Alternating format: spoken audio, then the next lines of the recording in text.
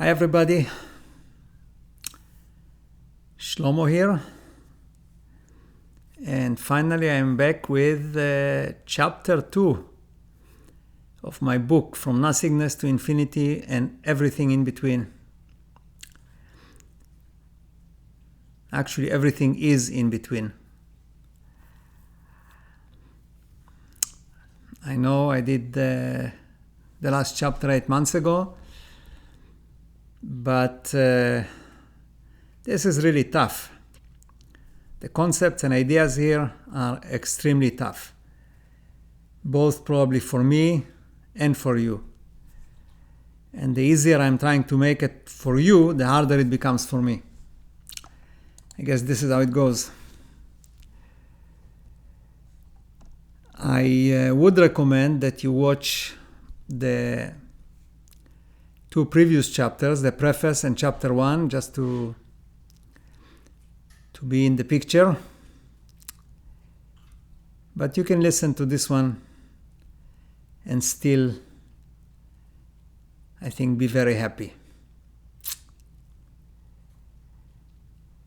You can look at this book and maybe this whole channel as a manual for the next reality, which is right behind the corner. It's coming to your universe very, very soon. Just watch.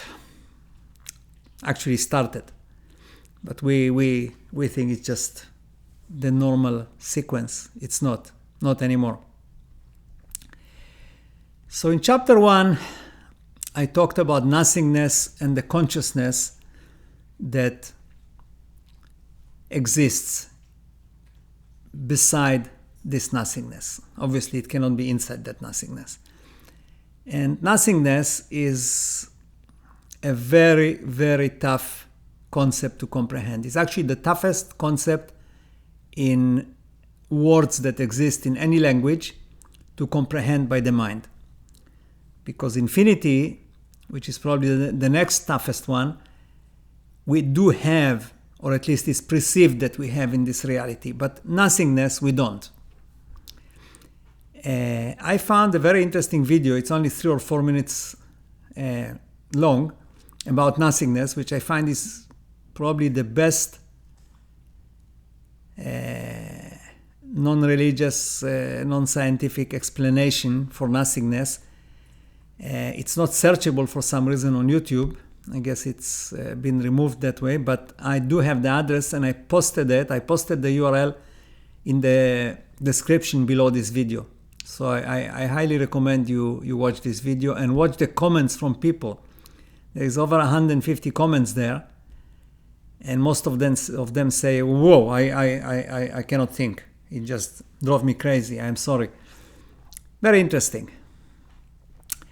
So, today we are going to talk about the only thing that exists and the only thing that matters. And this is God. Actually, believe it or not, 2 gods. And before the religious guys are going to shoot me, just hear me out all the way to the end. If you wonder why it is relevant to you, talking about God, see, I dressed in a red shirt and I put the background in dark, just so it doesn't sound like some kind of a religious speech.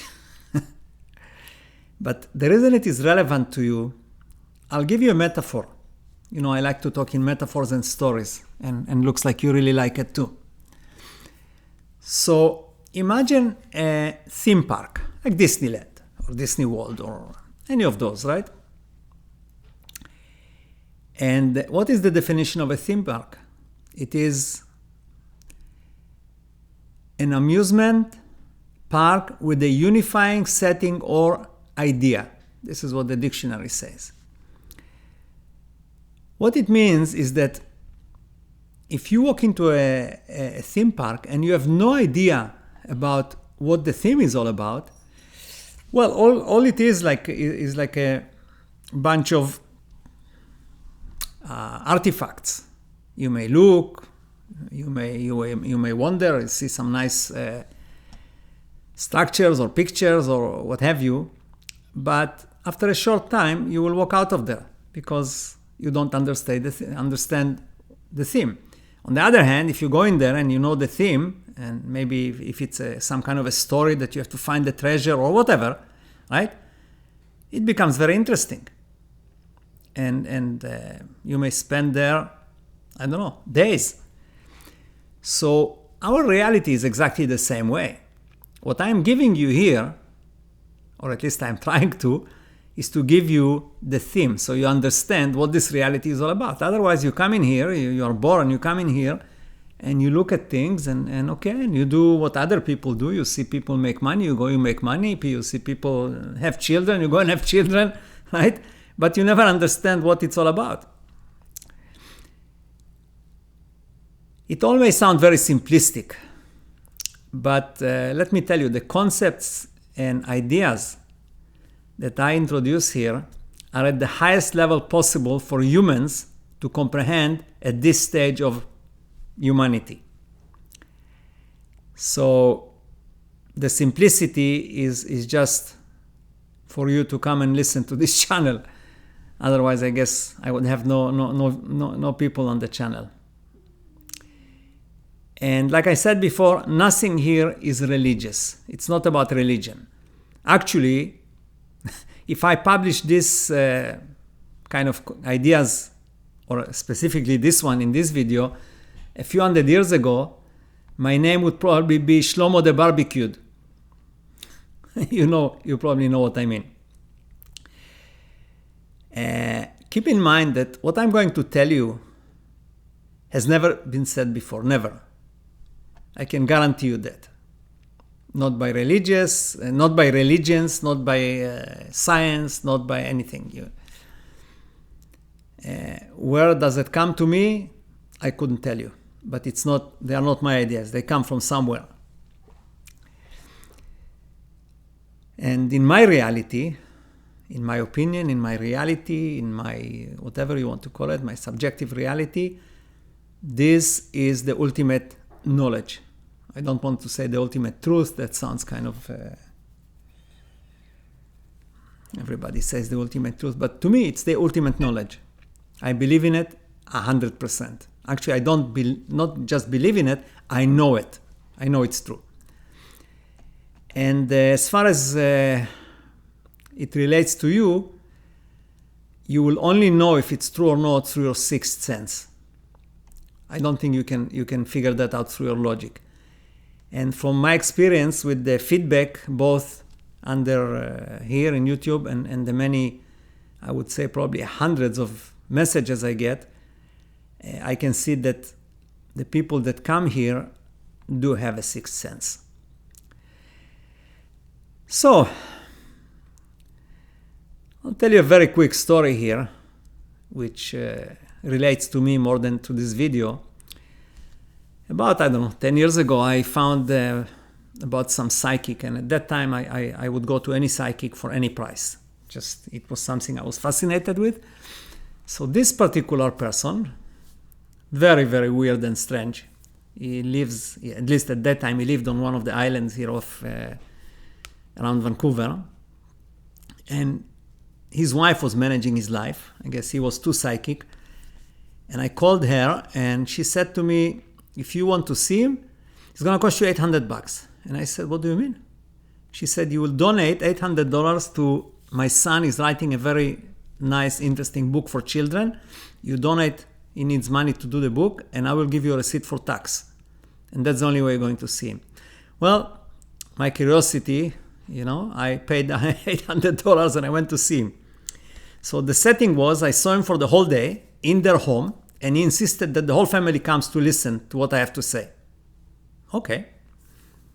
What I have to say, not what he has to say. That's very strange. And he had this flip chart, made like paper flip chart. I have one here. I use it sometimes in my videos.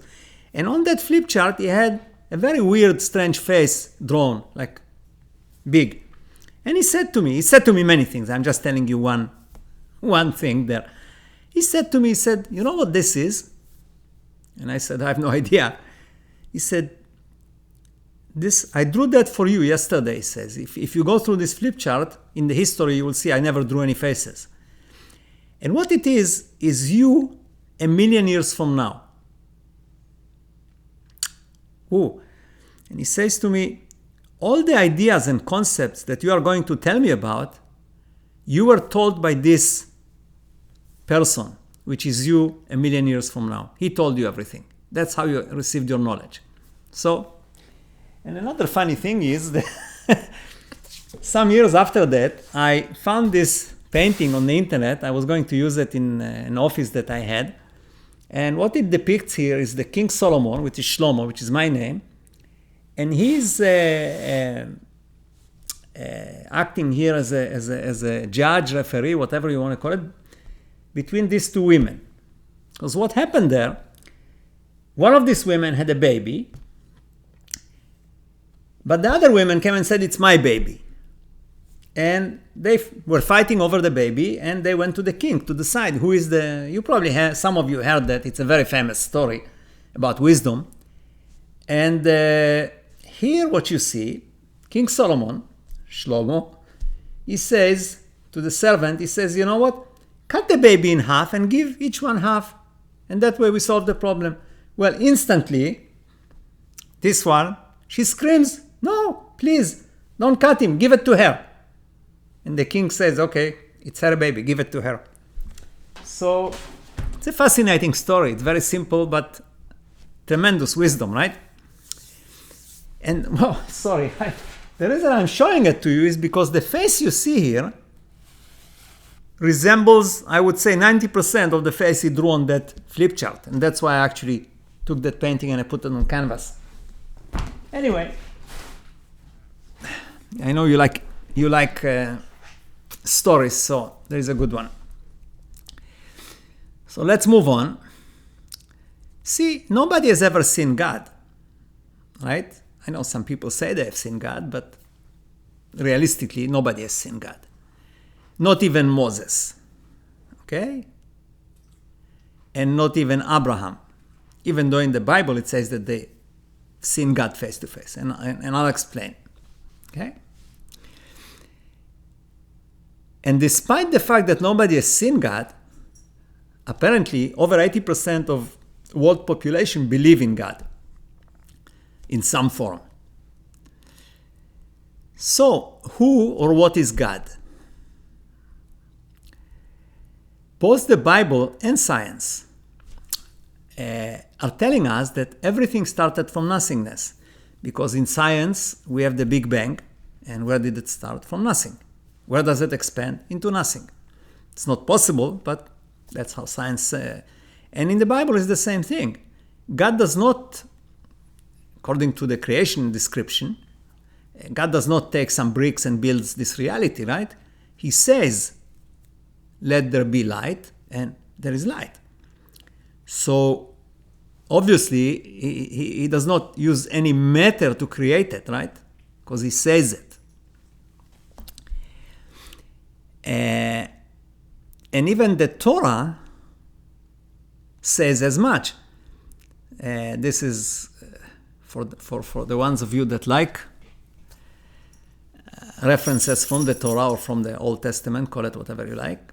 And in the Deuteronomy 4:39, it says, Know therefore today, and lay it to your heart, that He, the Lord, is God in heaven above and on the earth beneath. There is no other. And actually, the translation is not right. Like many translations in the Bible, they were translated to match Christianity more than than actually match the language, because it doesn't say there is no other. What they're trying to tell you here is there is no other God. No, this is not what he's saying. He's saying actually there is nothing else. It doesn't say there is no other God beside me. It says there is nothing else. And if you speak Hebrew and you read the Hebrew, again, Deuteronomy 4:39. It says there is nothing else, which means that the only thing that exists is actually that consciousness that I talked about in chapter 1. Now this consciousness, and this is where we continue, this consciousness has unlimited intelligence, is extremely intelligent. I don't want to say infinite because it's not true. It's not infinite. Otherwise, you wouldn't create this reality, because if it's infinite, it already has everything, knows everything, experienced everything. There's no need to do anything. So no, it's not infinite. It grows just like everything else. Okay? And it collects experiences, and it needs those experiences because intelligence needs creativity, it's curious, and so on. But rather than just imagine a radically different reality, because this is a radically different reality from nothingness. This is a material reality, right? It's exactly the opposite of nothingness. We have time, we have everything is finite. In nothingness, there is none of that. There is nothing. And keep in mind that this reality, as opposed to what religions are saying, was not created as it is, with humans like being developed and everything is already modern. No. It was created in God's mind as a more like a self-learning computer. It was created very primitive. And science is actually correct on that topic. The universe was created extremely primitive, and the life forms, the basic ones, were created after. They were introduced into this after this became a reality. And then those basic, simple life form started to evolve, dinosaurs and so on, because the mechanism of evolution, which is correct, was actually built into this reality from the very beginning. And like I said, this is a self-learning computer. It just develops as it goes. I would say that humans were actually inserted in it. It didn't come by evolution, even though that's what science says. In my opinion, it did not come by evolution. That was actually inserted, created in God's imagination, and didn't come from monkeys or anything like that. But the time frames that we know from science are correct. It's 13.4 whatever billion years. This is how it is. Okay? So God creates this reality, so to speak, inside himself. It's kind of similar to what Spinoza said in the 1600s, but he said that God is in everything, which is similar but very different.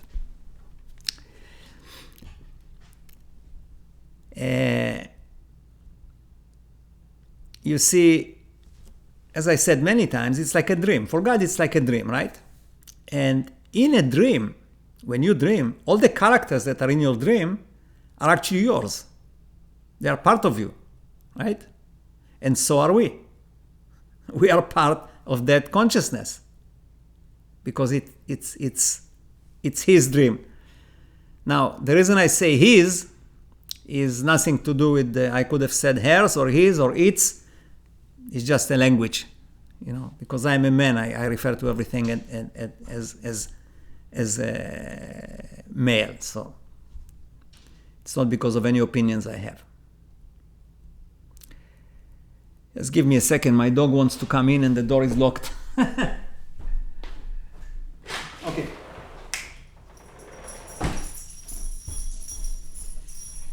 All right. Sorry for that.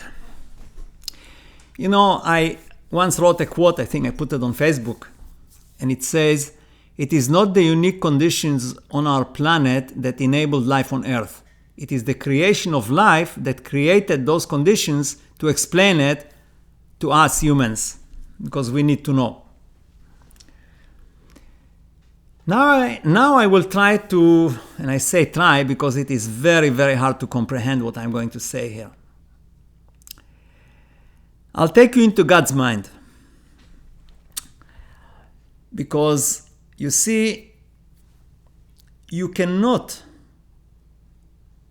understand anything above a certain line, which I described in some other videos. There is a line of possibilities, horizontal line. You cannot go past that line when you think as a human. It's not possible because you are blocked. The way these things are, you are blocked. You cannot think and you cannot comprehend certain things above that line. So the only way you can actually escape that limitation, you have to think like God. And you may say, oh, how can you think like God? You can, because you are kind of a mirror, a miniature God. Our intelligence is exactly like God. It's just that we are a reduced instruction set. We don't have the whole thing. Potentially we do, but we open it up slowly. So if you want to understand any of these concepts, or at least for me, how I understand these concepts is that I try to think from God's perspective, not from a human perspective. Okay? And that's why I say I will try, because it's hard to comprehend. So let me give you a metaphor here to explain what happens with this consciousness and how it interacts with our reality. Because it's not that simple. Let's say that you're a very adventurous and curious person, and one day you decide that you want to experience prison. So what is it like to be in a really notorious bad prison? So you use your contacts and you find somebody who has the right connections, and they let you go into some really, really bad prison for a few days without anybody knowing that you're an imposter, right? And you arrive there, but in reality, you don't experience the prison, really. You just observe what happens there. You cannot experience the prison because you know you're going to be out in 3 days or what have you, right? So you don't experience it. Emotionally, it's just like watching a play. But let me give you another scenario. Let's say you fly on a business trip to China, and there is a problem with the airplane, and it lands in North Korea. And after it lands, it's like 4 policemen come on board and they call your name. And you say, I'm here. You really start to be worried. And they come and they pull you off the plane. And they tell you that you're a spy. Right? And then you are sentenced to 15 years of hard labor in a North Korean prison. Well, when you get there, you're going to experience prison now. This is for real, right? So this is the difference. Now, when it comes to God, right, it's the same thing. If God is going to sit there in the clouds and watch this reality, this is the same like my first example of the metaphor. It doesn't really do anything. So that means that God needs to cut the cord, forget that he's God, and experience this reality from a perspective of a human. There is no other way. I mean, there's absolutely no other way. Not even for God, okay? Now, there are few issues and problems that God has to deal with before he cuts the cord, right? Like, if you have control over the prison and you know that you are going to go there for a while, then you kind of prepare the prison to work for you, right? So God had to prepare this reality here to work and to basically deliver what he was looking for. And what the preparations are, first of all, there are certain rules. Like, for example, nobody can destroy this world. Even though it looks like they can, they cannot. They may have all those buttons, right? Like Trump said, I carry a bigger button, or whatever he said there to the North Korean president. But if any of them will try to initiate a process where the world is going to be destroyed, it's not going to work. Reality will stop it, because that's part of the rules in this reality.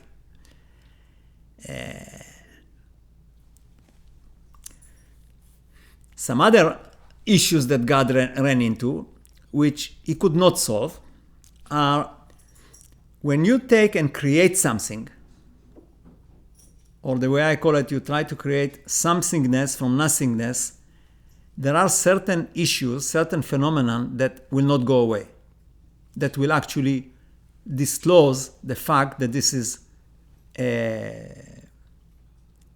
call it virtual reality. It's not real. And they cannot be taken away. They can be hidden only. And they are actually hidden in our reality here. Otherwise, you would realize right away that it's kind of a simulation. And there is a number of them, but there is one which is the ultimate one, that if you know it, you instantly will understand that this is not real. Not real in the sense that it cannot be the way it is.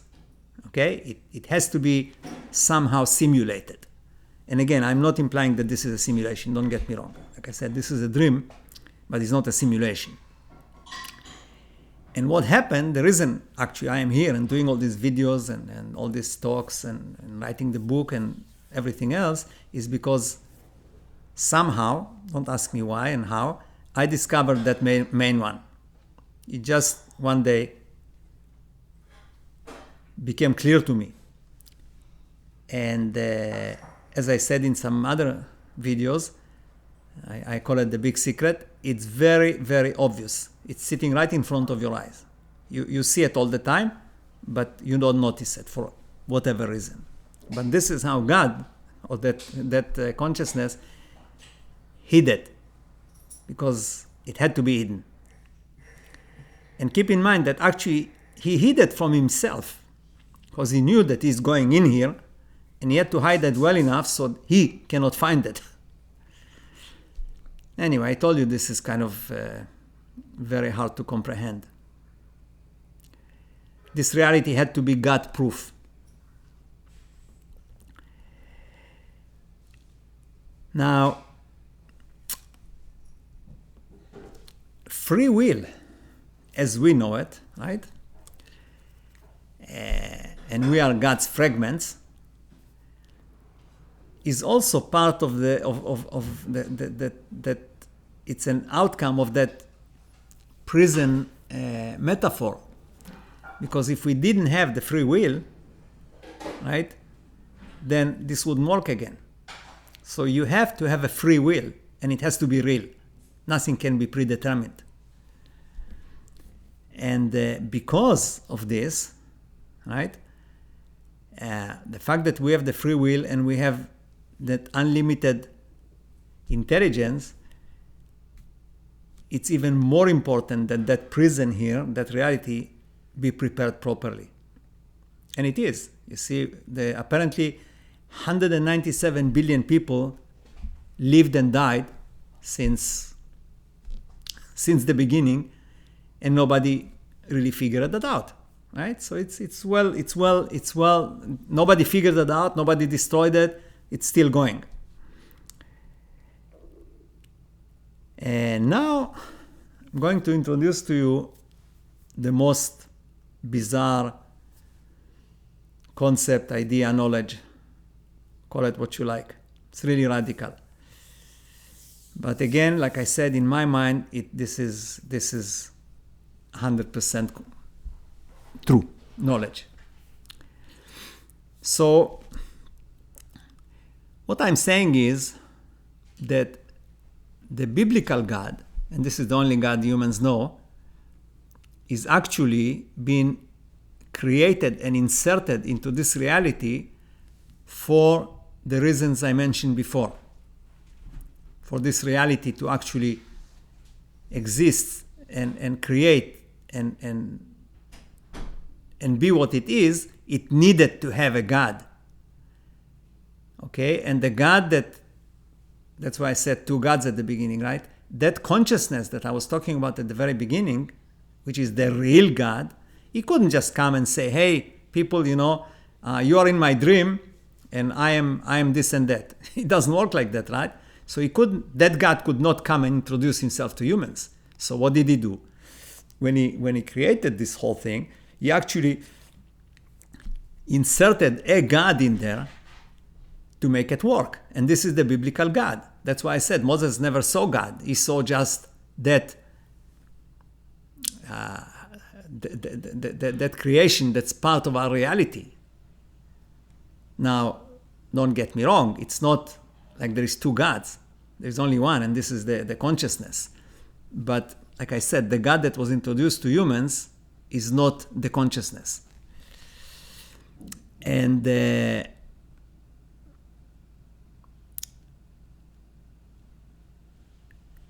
thing is that I think that humans would not function, like I said before, if they didn't have some kind of a God to believe in. They would probably either self-destruct or sink into some feasting and creating nothing. And that God that was created in the reality, and which is the biblical God, that God could actually come and bring all the rules that we find in the Bible, right? Like the Ten Commandments and all these things had to be told to humans in order to keep this whole thing going.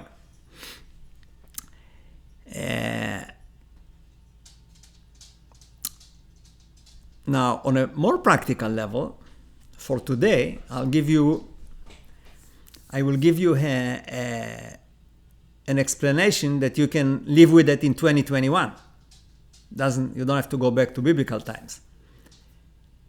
And the main reason why a God was inserted into this reality is quite simple.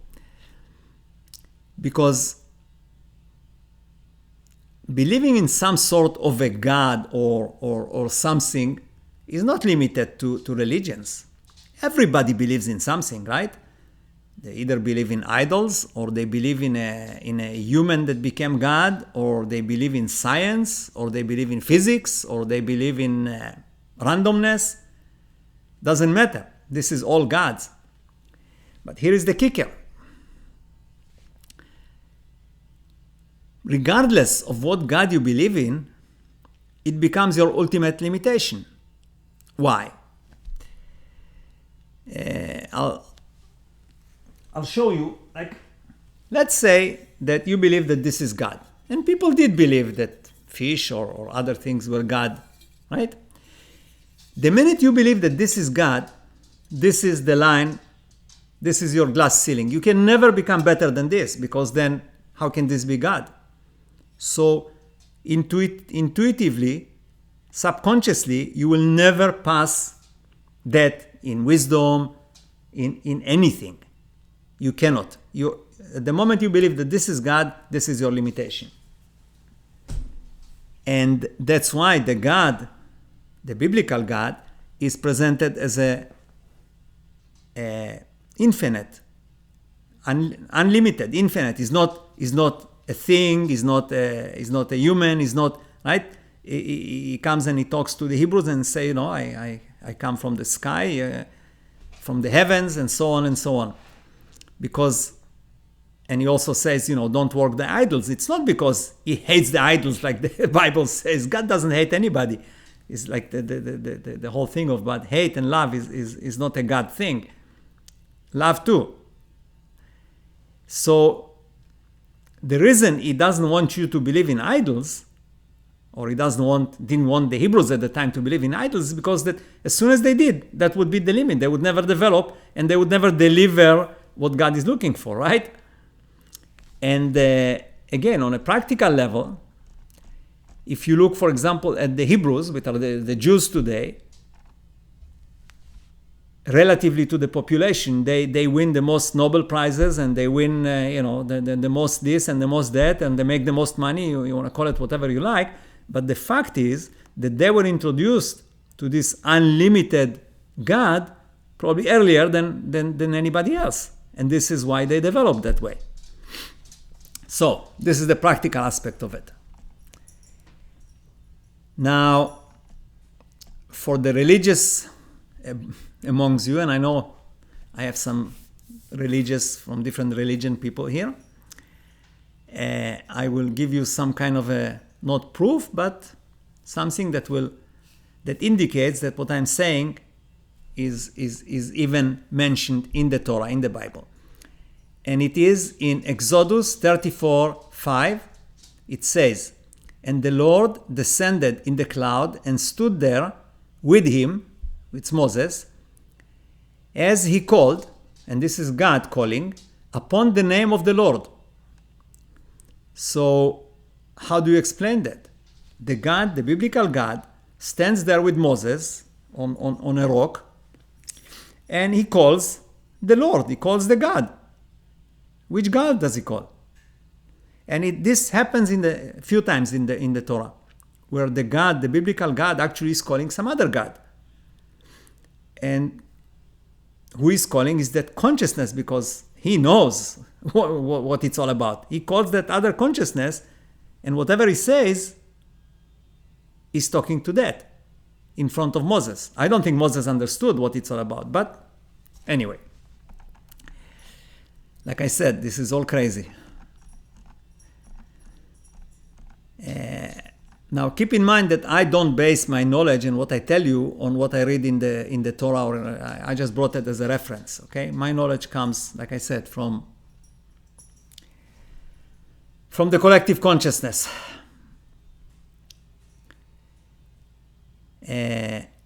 Also realize that the idea of God as a superhuman, which is how most of religions interpret it, because they have this God sitting on a cloud with a beard, and in this God sitting in this chair, which is in another part of the Bible. This all comes because of that biblical God that was inserted, because that's the only thing that humans could relate to. It had to be done that way. Right? Okay, let us come back to Earth. I will continue and develop these concepts as we continue with the book, and I'll also, like I said, I will show you the proof. This is physical proof that this reality is not real, at least in that regard. And in my opinion, this will change how people think in the whole world, but we'll come to that. So let's come back to Earth again. As you can see, I have two themes on my channel here now. I have the book, which I publish the chapters, and I also have my general videos, which have to do mostly with reality. So I have another video coming probably in the next 2-3 days on the other theme, and I actually have some very interesting stuff there. I'm also going to give you a beginner's lesson on face reading, because this is something I do, and I will give you some kind of a description of how you can maybe not read faces, but you can tell what kind of a person you're dealing with in more general terms. I also understand that when you subscribe to my channel, it's not enough. In order to get notices, you have to click on that active bell that shows in there, and then they will send you an email whenever I publish a new video.